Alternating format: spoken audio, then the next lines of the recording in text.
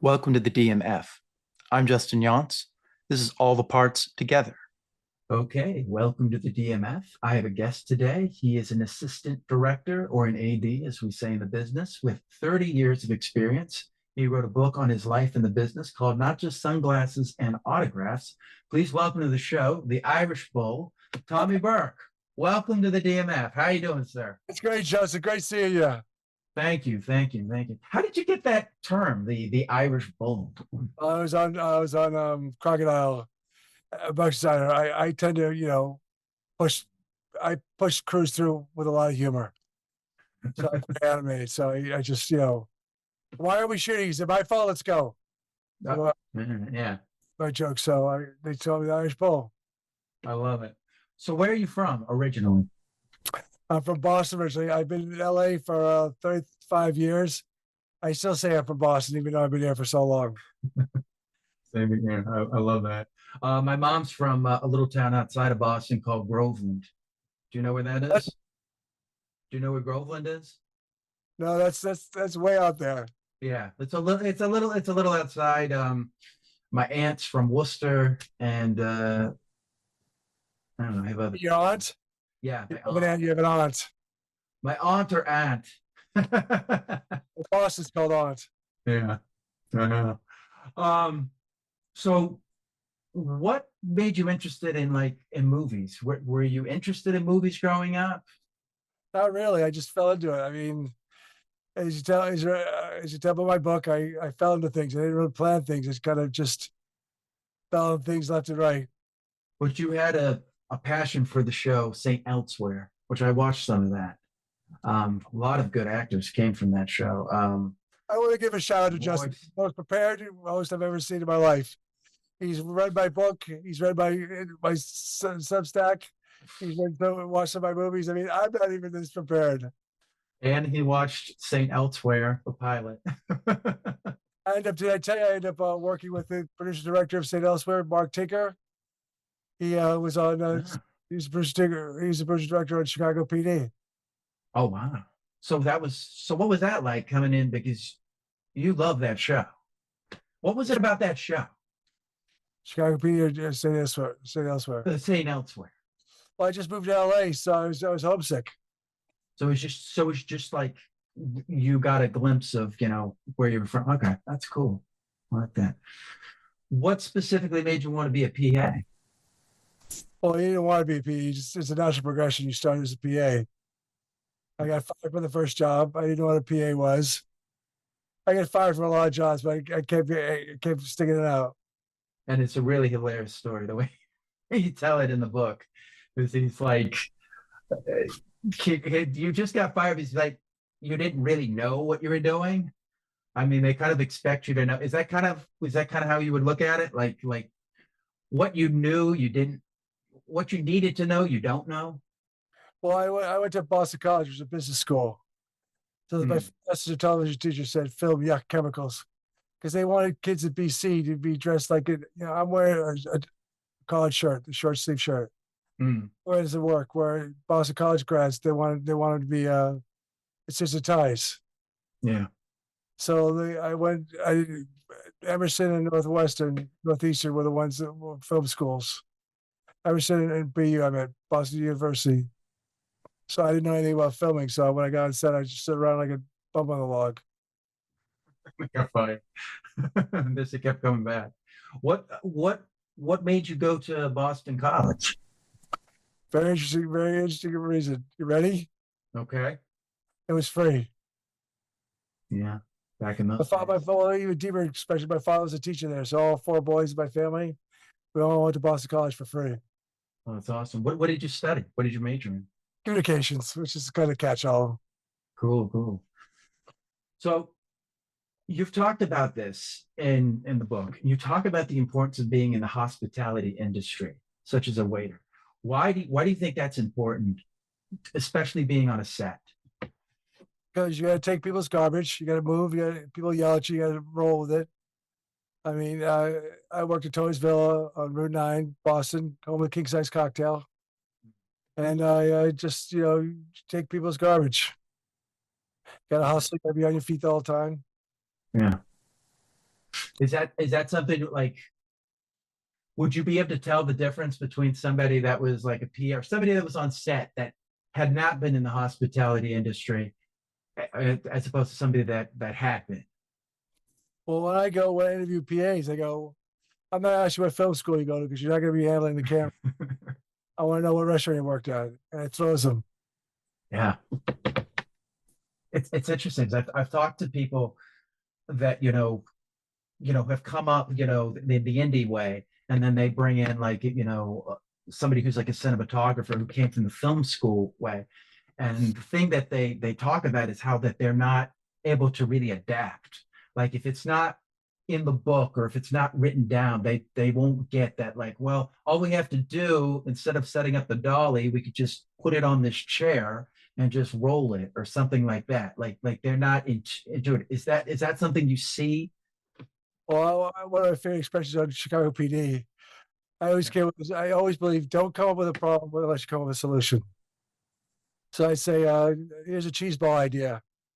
I mean, I'm gonna pitch a really lowbrow idea, but go with it.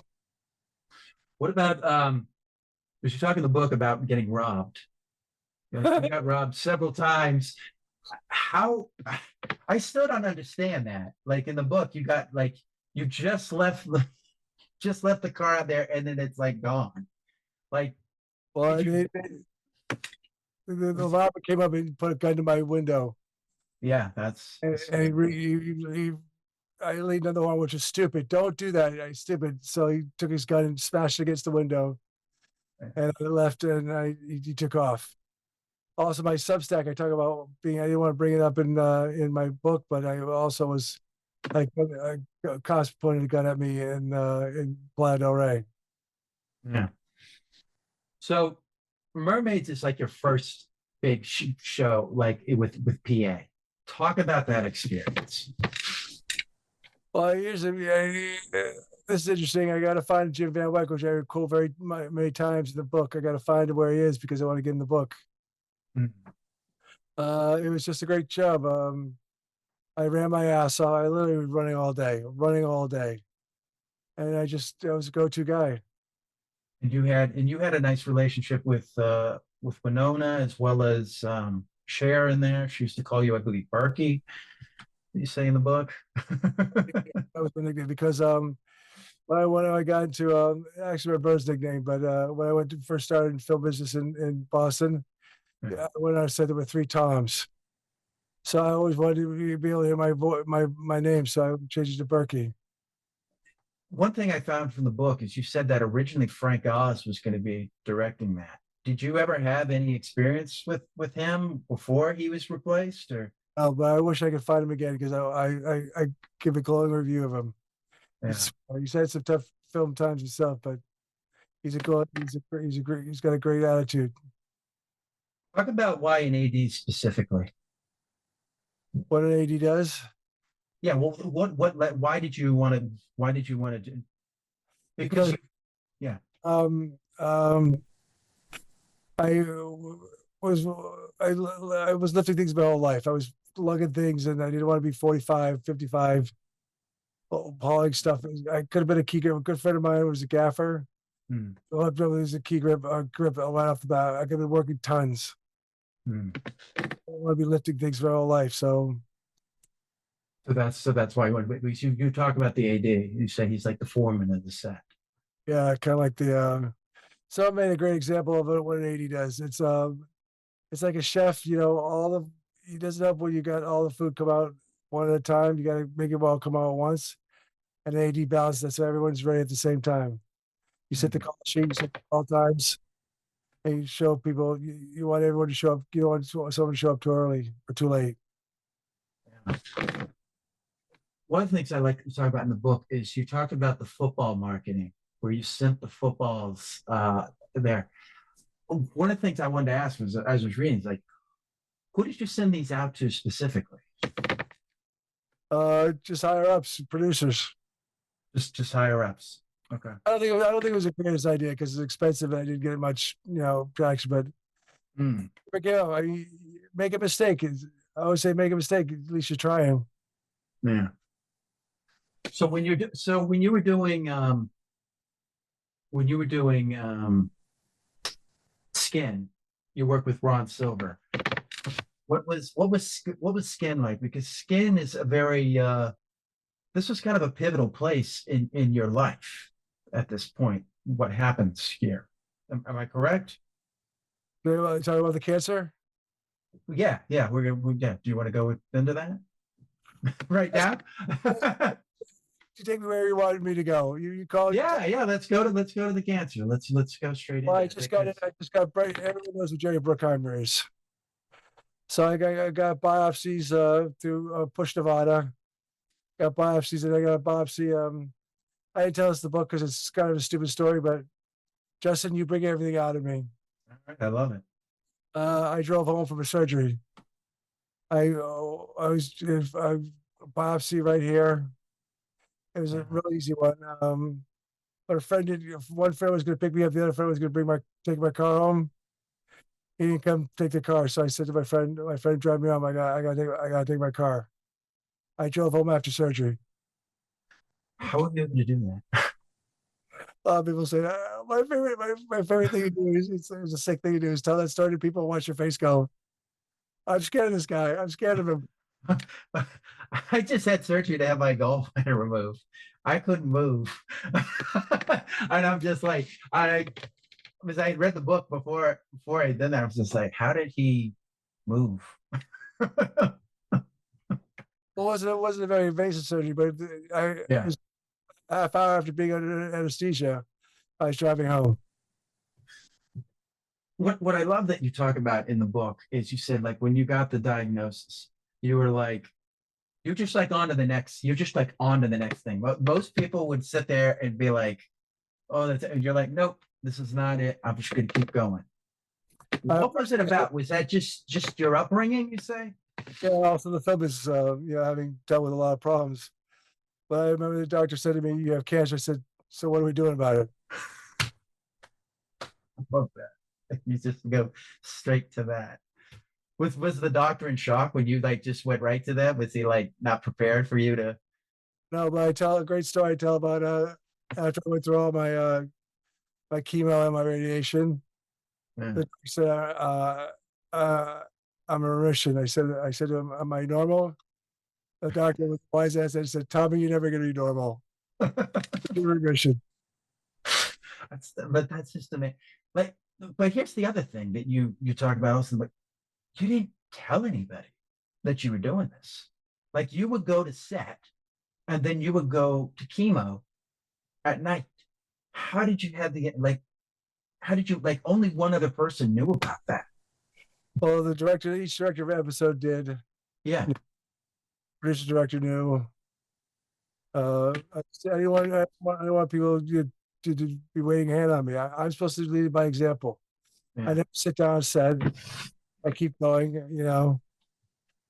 Because you talk in the book about 1 minute you did have a break where you kind of had a blow up.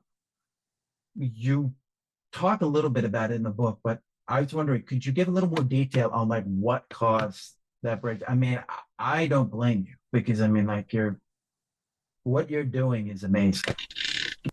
Well, I met the prop guy on Facebook, and he remembered me. It just I don't remember.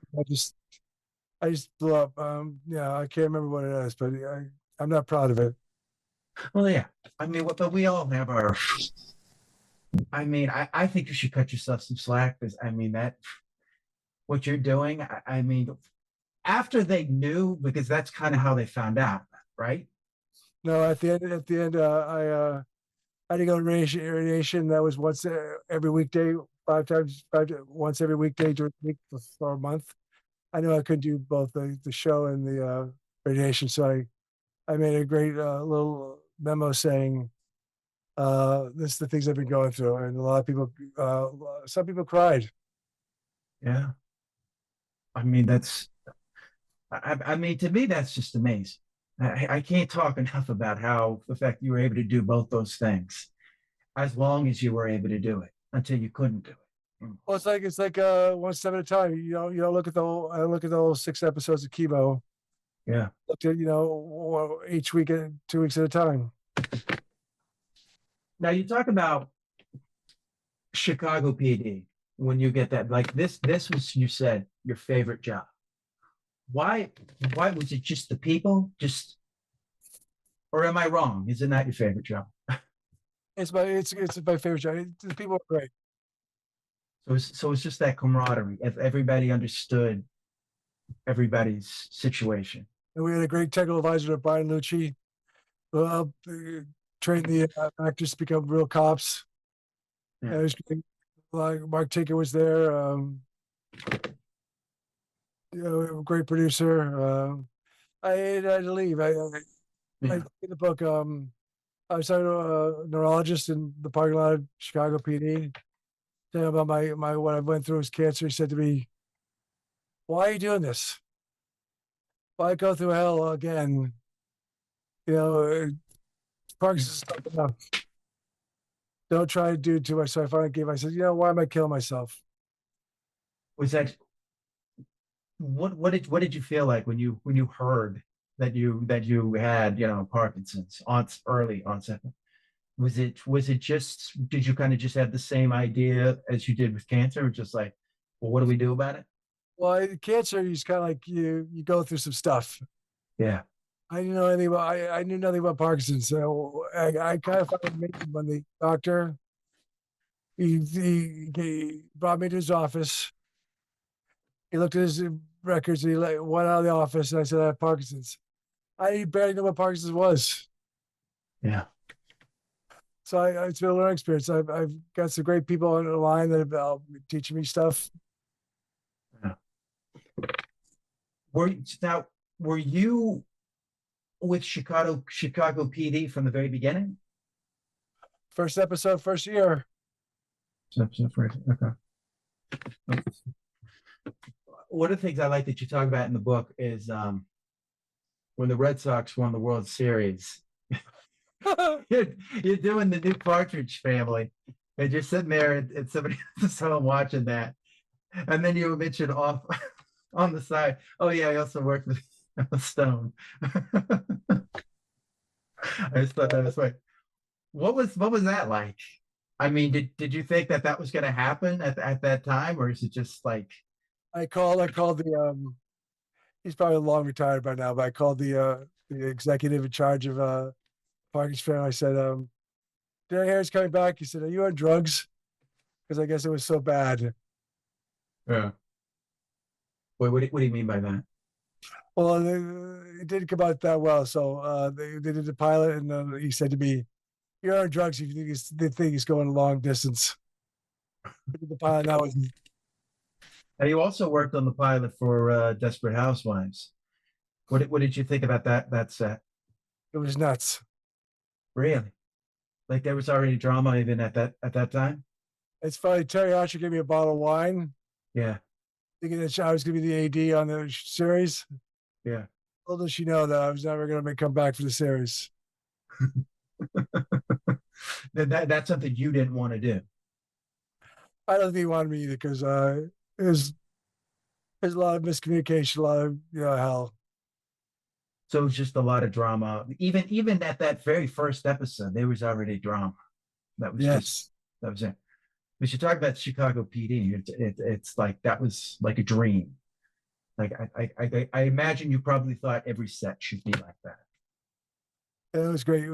Great people above, great people below. I mean, when I worked a year after I got diagnosed with Parkinson's. Yeah. I remember the grips used to come by and make me move my arm because they want you got to move your arm to keep your body moving. That's so nice. They really nice. I mean, great people, great people. So now I want to talk a little bit about Crocodile. You did this with Toby Hooper. I don't know how you survive this. You talk about the porta-john being like leaning on the side, but since you guys are like out in the jungle, there's all these like scorpions that could get in. So if it fell over, you get stuck with that thing. I said, look, there's three things that vermin in the next one. There's tarantulas, which just they go away. Scorpions are kind of like a lottery. you reach at something, you get stuck. I never got stuck because I moved too fast. Yeah. I've really like termites on steroids. You, Because I watched that film and I'm just like, there's no feeling at all in that film of like this trouble production of like the hell you guys went through on there. Like, went on strike. Do you remember that? what is it? We went on strike. Yeah, you talked about that in the book. Yeah, you talked about that as well. Being on strike.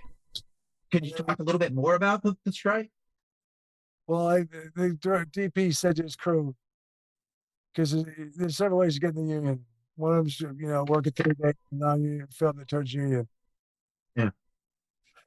So the crew said, the director of photography said to his crew, don't strike, don't strike. They struck. So I'd be there, 5 people trying to get this film going. We shut down after the union threatened the DP's wife with violence. And you talk about that in the book also, the DGA when you were trying to get into their and like the dues and everything. What made you want to get into that? Well, it's kind of funny because I had cancer, I have Parkinson's. They took care of me. Thank God, union. I mean, it's a great union. Yeah. Maybe is Scorsese. Yeah. Are you sad? Are you in? I'm eligible. I can join at any time. I've got the dues. I just haven't because I'm still in Charlotte. At times. Also, you want to join and just be nowhere. So wait till you get a job offer, then join. That's what I thought. That's what I've always been taught. I said, don't join the union until you absolutely have to, because it's not like what you had to do to get into the DGA. When I look at that, it's like, oh wow. Actually, I became SAG eligible on Kibberley. I did. They gave me a role. Yeah. I was SAG eligible too. Is that something you wanted to join or not? You can speak to this. I mean, let's say, they say to me, they bring me in and see my resume. Say, Tommy, you don't look like an AD. I mean, acting is tough. I mean, you have to look the part. No matter how good you are. Yeah. So I can never be an actor. I could put up with it. I don't have the patience to to go through all this stuff. Right. God bless actors. A lot of work. One thing you talk about also is the 11-hour days, the 12-hour days, and how that kind of conflicts. Why are they different? Spelled out. What are you talking about? 11. I've never barely did 11-hour day. No. You talk about how the actors, you got 11-hour days, you got the 12-hour days, you got actors who want to get out, but they're not going to sacrifice their turnaround. Their turnaround. Exactly. Can you talk a little bit about like why is that? Why aren't they just the same? Why isn't it just 12 hours and 12 hours? Well, they try to do that on Chicago PD. It's 14 hours taillights, meaning from first taillight to last taillight. So they're kind of putting they're straining a lot more time because people getting hurt. There are people getting hurt. Yeah. But so that's kind of what it is. Did you talk about how you didn't mention any actors specifically? You said like there's some actors that just won't sacrifice anything for the for the people to go to go home early. Well, here's the thing: is my Substack. Yeah. I started to dish more dirt because I'm. This book was good to write. It's tough getting it out there. Sick and tired of just. I don't always get nice people like you to interview me. I know. I read those transcripts. I listened to them. It's tough, put up with. I might do a lot of stories in Substack. Yeah. I gotta write another book because unless someone pays for all my book, all the publicity, it's tough scrambling around trying to get publicity and all that stuff. Yeah. I just interviewed another author and she said the same exact thing. That marketing and everything, it's a pain. What made you want to do a book? You know me by now, Justin. I just see something, I go after it. He was like, I'll do that. Did you find it difficult to do a book? Oh, it's very easy. What funny part is I fall asleep right before I fall asleep. Right before I fall asleep, I find I remember a story. I get my iPad out. Yeah. Five things in the subject line about what I want to talk about in the next day. Also, Erin Anderson, my editor, Mm. amazing woman, amazing. She helped me write a lot of that book. So she helped you a lot. Was she somebody that like? So did the idea for writing a book come strictly from you, or did somebody come to you to write a book, or was it just I just do things, Justin. Like I'll write a book. I'll drive home after surgery. there was no like you were reading a book and was like, oh, I think I could do this. No, I never say that. Wow. All right, that's amazing. You just go right into it. You were also on CSI Miami. What was that like? It was horrible. David Caruso is a scum. Do you want to dish on him a little bit?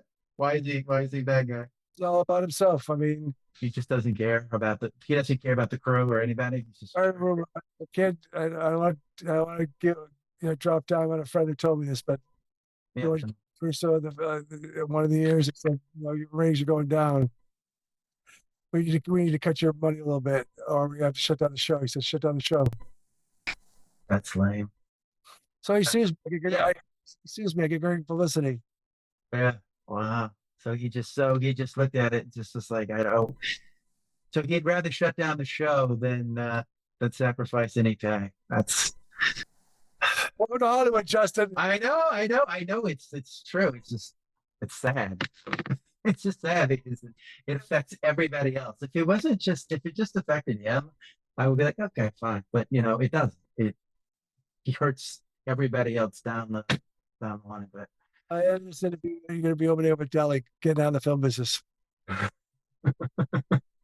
talk a little bit about you talked about talk a little bit about the Linguini incident. Oh God. What was that like? I got my car stolen twice. I got my car stolen set. How does that happen? Well, that's why this union's a great way to tag back on unions. That unions all the unions make you aware of secure parking. We were parking on the street and my car got stolen. Brand new car got stolen. Yeah. I remember you talking about that. You like left and then you came back and it was like gone. I forget did you say in the book, did you ever find it back or like you found it and it was like There's days. I would say in the book. I think I say in the book that after I fired the job, I was going through I was targeting insurance. I got cheap insurance. It's my fault. I got a brand new car and they wanted to give me half the money and value back. Brand new car. So I was going through my mail and arguing with the insurance company. Yeah. I got a letter from the impound lot, LAPD impound lot, saying we have your car for last month. We didn't tell you for a month. wow. So you just kind of like, I don't want this and worth it. Yeah, I kind of. I went down there. The car was not blocked, and I think people were using the car. Really? Wow. What's the point of insurance? Talk a little bit about directing background. Because you talk about how you were in the book, you were directing background. What was that like? What do you? Since I wasn't a second AD long, I knew background. I'm all about it's background. I mean, Yeah. You just gotta look good. So I tell my ADs who set background. I said, do whatever you want. We're shooting in 5 minutes. Okay. Have you ever had background that like tried to steal focus? Actually, your background loved me because I call them celebrity. I call them background celebrities. Oh, that's cool. I always had fun with them. A lot of times, it's not in the book. I should put it in Substack. If they want, I didn't want to leave them on set because it'd take a while to get it back and forth off set. Yeah. So all I do is I take Dr. Seuss trivia. I just stand around. I'll ask him trivia. So they would. Nice. So You talk about in the book also emergency vitamin drink. Why is that so good? because we work long hours. There's emergencies, everyone knows about now, but 20, 30 years ago, it was kind of a secret. It gives you pump vitamin C, it wakes you up. Really? So it's like it was doing the job of coffee without the backlash, I guess. Another great tip off. I've been drinking coffee for like 35 years because I always say, Yeah. people say to me, "Why do you drink coffee?" I said, "Well, after the first 24-hour film set, I started drinking coffee. I just stopped drinking coffee just 2 days ago. Wow. I'm surprised I'm still up." I wish I could drink coffee. The problem is I had to stop drinking coffee because it would like go it I would get all jittery. And I was like, I can't do Well, I anything. said I didn't drink coffee on purpose. When you're working at 14, 15 an hour, Yeah. you had another 5 hours to go. Man. I drink coffee because I needed to, not because I wanted to. Yeah. What about I want to ask you about well, I'm gonna jump to that, yeah. All right, we'll jump to that. We should talk about you talk about Toastmasters.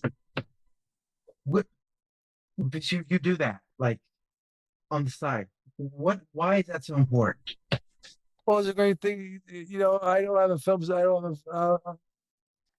You work with a bunch of people that you don't work with them. So I need something steady to meet people, to hang out. So I go do Toastmasters for a month or two, do a job, come back, and still be there. It's very fun. You learn how to speak. Um, it's very creative. So you were doing it mainly for like networking. Also, it's kind of like a softball league. Do you still do Toastmasters as well? Because I'm once again, Justin, I'm gonna give you props. My voice usually not that good. Mhm. I hope you can hear me well. I can hear you. I can hear you fine. So my voice. I'm trying to get my voice better. One thing I'm trying to do is I'm trying to get I try a speaking tour so I can talk about the book. So when you got Parkinson's, talk about you talk in the book about this, but I want you to talk about it here. Talk about how your life changed and what you've done. Because you do a lot of interesting things. Well, being a go getter, I actually started working out because you got to do that. Well, I tell one of my great. If the one good thing about this book, if nothing comes out of it, someone with Parkinson's needs to move. People think the medicine you take here's Parkinson's, or it basically stops the symptoms. The real job is working out. I'm going to work out today. I did boxing yesterday. Um, it just you got to keep moving. You got to keep moving. My favorite story is when I had a second opinion for Parkinson's. Yeah. And this 100-pound woman, 5 feet tall. And the only reason why I bring up her height and weight because when I told her I want to get a second opinion, Yeah. this is your second opinion. You have Parkinson's because she didn't want me to sit home. I just give up. People give up with Parkinson's. Give up. Don't give up, folks. Don't give up. Keep going. My book inspires people not to give up. I think that's the thing. I would say that's the main through line that we take from your book is perseverance. Keep going. You fight from this job, you just keep going. You get cancer, I'm still going to keep coming to work. Parkinson's, I'm going to change this. I'm going to do this. Because did you say you also take dance as well? I took dance for a little bit. Yeah. I can see you. That there you go, the Irish Bull. Just so I would have you do my. I'm going to set up a bunch of podcasts and have you do the interviews for me because you sound better than I do.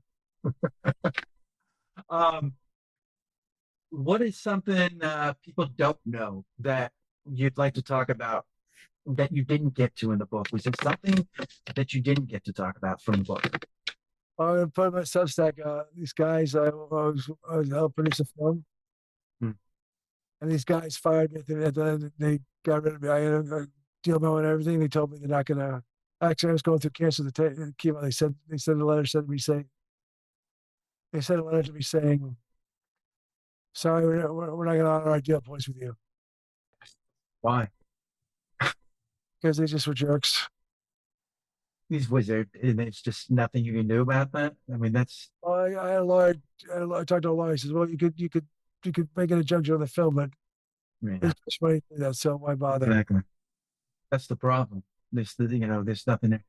I would ask you, I just remembered Phantoms. What was that like? It was great. Anything specific that stands out? You talk in the book about how Peter O'Toole, like he brought like a certain class to the film. Like I watched it and I was just like, wow, what is he doing in this movie? What was I he always like? say, I always say that I'll never get an Academy Award or an Emmy. Hmm. My Academy Award is what Peter O'Toole said to me. Berkey, if I was an Irishman, you are he.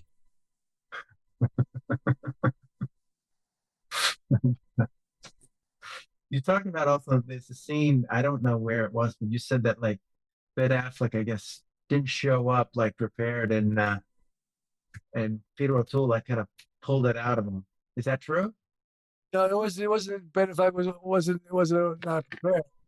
Okay. Just Ben Peter O'Toole was trying to get the best performance out of him. Okay. So he was prepared. He just what can you explain? Like what would he do? Well, you're an actor. Yeah. I'll make explain this. Yeah. So we're doing a scene right now, you and I. Okay. If I to give my scene like this, stop, don't kill him, don't kill him. How can you react to that? So, but Peter O'Toole he's off camera, but he was pushing in. Come on, Ben, give it to me, give it to me. You know, he's trying to get one of the best. Wow. So he would side direct like that. Oh wow. Did the director not do that?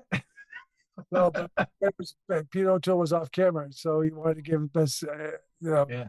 He's pushing Ben to give his best performance. But yeah, that usually doesn't happen. I mean, usually a lot of actors sometimes just they shouldn't, but sometimes they lead and they lead. That's why Peter O'Toole's a great man. Yes, he is. Well, I mean, I watched that film. I'm just like, he's just making me listen to what he's saying just by talking. I'm I know, interested in what this scene is just from talking. I'm like, that's why he's a master. He's such a he's one of my heroes. So when I all saw right, you guys, so so I'm very happy to hear that like he's a good guy and everything. That he brought what I thought he would bring. Talk a little bit. What was David Bowie like? Was he recluse? no, you remember Barry White? You know who Barry White is? Yeah, I know Bear White. Yeah. So David, David Bowie goes, Bucky, call me Barry White. The exact opposite of Barry White. So he is like that. That's funny. That's Yeah. funny. Um, is there something that you would like to have done in the film business that you didn't get to do? I never thought of that. Okay, I've stumped you. Well, the thing is, a lot of people, a lot of people are telling me right now that it's a good thing I got Parkinson's. I always say, well, yeah, they got I got degenerative incurable progressive disease, but the film is just so crazy right now. There's so many people not working that I'm gonna be lucky. Why do you think that's happening? Is that just we're still we're still pulling out from COVID and from the last strike? You think that's or is it something else that we don't? Being a good old Boston blue collar worker, Yeah, let's hear it. people trying to cut down. They're trying to keep I don't think you give harsh words on your podcast, but I think people are trying to do computer generated stuff, AI stage stuff. Okay. So you think that's really hurting the business? I think the studios are setting up for that. Yeah, I do too. I think that, what we got in the last strike was kind of like, oh, here you go. But you're going to have to come back to us and this stuff will be ready by then. I don't know. It's kind of sad. I don't know if you saw that Sean Astin just won he's part of he's the president of the Actors Guild. Kibberley, remember? He's from Kibberley. Wait, what? It's a great story. So that's a great story. So he was in the film Kibberley with me. Oh yeah, yeah, yeah. Oh yeah, yeah. You talked about that in the book. Yeah, talk about it. I was at Kibberley and he was signing autographs. I called on the set and he had to pull away from his fans. He goes, "Sorry guys, it's not just sunglasses and autographs." That's where I got the title. Yeah, yeah, you're right. Right, that's in there. I can't believe You read the book. I did. No one's ever read the book before, Justin. So your head shoulders above everyone else. Seriously, nobody read the book. No. Well, they shouldn't be interviewing me. Because I believe the podcasters should read the book. One thing, Podcast agent. there you go. Hey, you want me to? I'll be like, but unfortunately, you can't make these people, read books. We're at a world now where nobody wants to do the legwork. Oh, so it's an audiobook, so there's no excuse. You could be on your Exactly. You could do it that way. I read the old-fashioned way, but you like the glossary at the end. I think I have it. Yeah, with the terms. One of the things I found when I was doing my research is you also did a podcast. Talk a little bit about your podcast, because I found it really interesting. Because you brought in a lot of people that you know, and is that something you'd want to continue? I did like before I worked my ass off at Chicago PD. Yeah. And we had nothing to do, rest stuff. So I did a podcast just to do it. It's before I knew I had Parkinson. So So it's easier then. yeah, I mean, I What did you think of that experience of doing the podcast? well, the greatest thing is I just let people talk. I explain John Cena, Yeah. a lot of different people, talk to a lot of actors. Yeah, I'm looking at it right now. This is why I think this book should be read by, if anybody's listening right now that is in the industry or isn't in the industry. If you want to be in the industry, you need to read this book, because you're going to learn a lot. Whether you're an actor or whether you're a production assistant, you're just going to learn a lot of behavior that's going to help you with this book. And yeah, I forgot all about this. Yeah, you got all the glossaries. I'm looking at it. Right? I don't pull any punches either. And that's what I think is great. That's what I like, man. That's why you're the Irish Bull. What is there anything we haven't touched on from the book that you'd like to touch on? No, but I'd love to come back another time. Absolutely. So this is the part of the show where I do my kind of inside the actor's studio questions. So my first question is, do you have a beginning of the day routine? Well, I used to be a cup of coffee. I just started not decaf. Yeah. I stay in bed for 7 o'clock because Parkinson's, you have a tough time sleeping. Yeah. So I don't leave my bed till 7 o'clock. And I wake up at 4 in the morning. I still stay in that bed till 7 o'clock. Then I watch. Why is it hard? Why is it hard sleeping? I'm just curious. Parkinson's. Is there like something specific? Is it just like you can't So I sleep? just I don't know the exact definition but it's just the way the brain works. You're tired the rest of the day. Yeah. What about do you have a nighttime routine? I watch TV at 5 o'clock. Don't go to bed at 8:30 because I got to bed early, so make sure I have enough sleep. Better than me.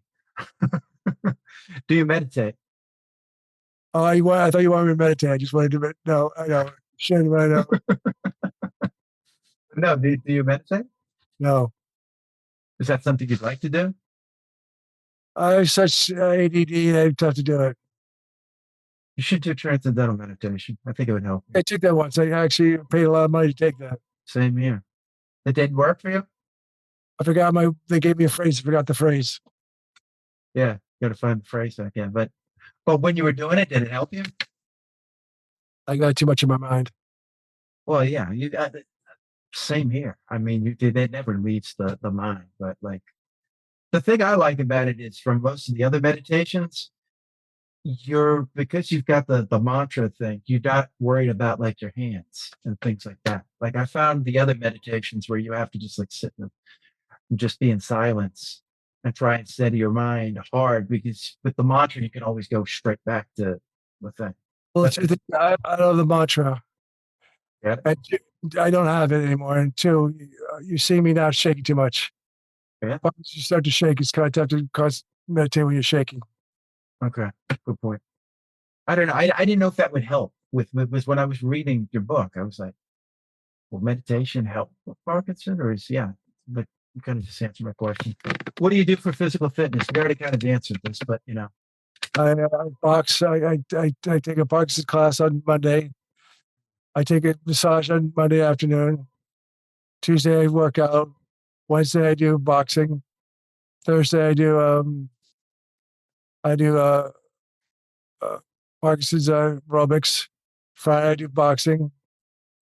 Saturday I probably do my I have a bike in my spare bedroom. I'll use that so always moving. like a dead shark. Yeah. What about so what is it about the massage that helps? Is that something that helps specifically with Parkinson's? Breaks up all because I had cancer. Yeah. Radiation in my shoulders are all tight. So it helps me break up the stuff in my shoulders. What are you reading right now? I just audiobooks at night. Dennis Lehane was a crime author out of Boston. Okay. I listen to a lot of podcasts. Cool. What podcast do you listen to? Myself. No, because I have to edit it, so I have to listen to myself. So after, I usually don't want to. I don't know, I'm a big movie guy, so I watch a lot of like when I have time. I like to watch. I like to watch movies. What are you watching? What I want to watch is I want to go see that movie, Caught Stealing. I really want to see that movie. The one. You're not watching right now? Which is, I think you're too young for this. What? Ironsides, your show Ironsides. Michael Ironsides? You're talking about? Well, Perry Mason did a show where he's in the '60s, where he's Ironsides. No, I mean, no, I haven't seen it. Where would you see that? Is it which streaming service? Hulu watch it. No, they have Prime Video. Prime Video has it? Okay. But a guy, a chief of detectives that was shot in the back. He walks where he does all his detective work all his detective work in a wheelchair. All right, I'm gonna look at that. Is there what are you listening to, like music wise? Spotify. Okay. Anything specifically on Spotify? It's just what's new. I mean, they craft their listing after what you want. So, Okay. So do you have a style of music you like? when I work out with my trainer on Tuesday morning, it's the ska. Okay, cool. All right, Scott. So, what are you watching right now? You kind of already answered this, but well, Hot Pursuit is a show called Hot Pursuit. Hot Pursuit. Okay. I bounce around a lot. Okay. I watch Wednesday. You remember Wednesday, the TV show Wednesday? I watched the first season of that. I liked that a lot. I thought that was a good show. Second season. I still haven't seen the second season. I watched. What's the movie, the TV show where Harrison Ford's got Parkinson's? Oh, you know what you're talking about? Shrink, right? Yeah. That's it. Yeah, I still haven't watched that either. I still watch Severance. There's so many shows I've got to like. Why are you talking to me? Watch. The shows. I know. I gotta get to this. I know. That's the thing. I wish I had. I mean, I'm one of those people that like will, like when they show like the Lord of the Rings, I'll go like all day and watch those movies. That's like it's like 9 hours. Try to see mine. Let's Drive. Yeah, you chance to see Drive. I wasn't able to find Drive. It's a classic. It's an amazing classic. Steve, where would I find it? Where would I find it? I don't know. You're a smart guy. All right, I'll find it. I'll find it. I mean, that's the thing that because there's Drive, there's your Drive, and then there's another movie called Drive, and then there's another movie called Drive, and it's like there's 50. There's like 17 skins. 17 skins, 17. Oh yeah, before we go, yeah, let's talk about that. What was Skins like? Is it Skins or Skin? I can't remember. Okay, whatever. It doesn't matter. But you worked with Ron Silver on that. What was he like? It was great. He's a New Yorker. Yeah. I had this rap where I started rolling camera, and the crew likes it because I don't just throw it on. I go, here we go, stand by, picks up, let's go, rub it up, here we go, let's go. I go, and I say, Celtics are great. And Ron Silver in New York go, yeah, weren't they great in the 50s? God rest his soul. I know. I one of the plays I wish I could have seen was it Speed the Plow? He was in that. Wow, you're a spot guy. Yeah, I wanted to see that so bad. You ever seen Good and Ross? Yes. Yeah. But one of my first monologues I ever was given was Blake's monologue. Now that's not in the play, but in the film version, that's the thing where Alec Baldwin kind of stole the show there. Oh, be closing. That's why I used to tell my PAs always be closing. Yeah. You say, get follow through. Don't just ask for an actor. Make sure they're coming. Yeah. How many PAs probably had no idea what that reference is from? I told them. Yeah. It's scary though. There's so many people that haven't seen even the classic movies. They want to be actors. It's amazing. Like I'll be like, you haven't seen The Godfather? Like really? Remember the book where I was as I did it with New York I just finished Phantoms, and I was at dinner with a friend of mine's, my college friends, sister's husband was Italian New Yorker. Yeah. And I said to him, we started talking. I said, I've never seen The Godfather. This is like in '96. So. Oh yeah, you did talk about that. Yeah, you did not see The Godfather, but yeah, I don't understand how you hadn't seen The Godfather. That's another one. Yeah. How had you not seen The Godfather? You're Italian. Or you're Irish. He said, you're a film business. How could you not see The Godfather? Oh yeah. Well, let me ask you this: what is your favorite movie? Do you have one? Fandango. What is? Fandango. Not the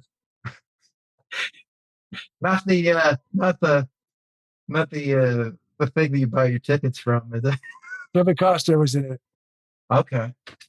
My acting teacher hated Kevin Costner. I'd have to sit there and listen to him rant about Kevin Costner. But what school did you go to? I went to several schools. I went to the Lee Strasberg Theater and Film Institute. I went to the Neighborhood Playhouse, which is where Robert Duvall went. So I went to a lot. I studied with somebody in England who this German technique, which is now more popular than ever in Australia. And then I worked with somebody who went to Central, and the guy that went to Central hated Kevin Costner. I used to tell him, I said, one day you're going to meet that guy, and you're going to have to tell him you hate him. And he's going to be the nicest guy ever. I worked with him on Field of Dreams. Yeah. How can people reach you? Tommy Burke, DJ, TommyBurke.com. You can buy the book. You see all my photos. I got a lot of candid photos there. Do you want to plug your Substack? Tommy Burke. Okay. All right. Well, thank you, sir. This has been great. Thank you so much. All right. Thank you. Please like, share, and subscribe. Thank you.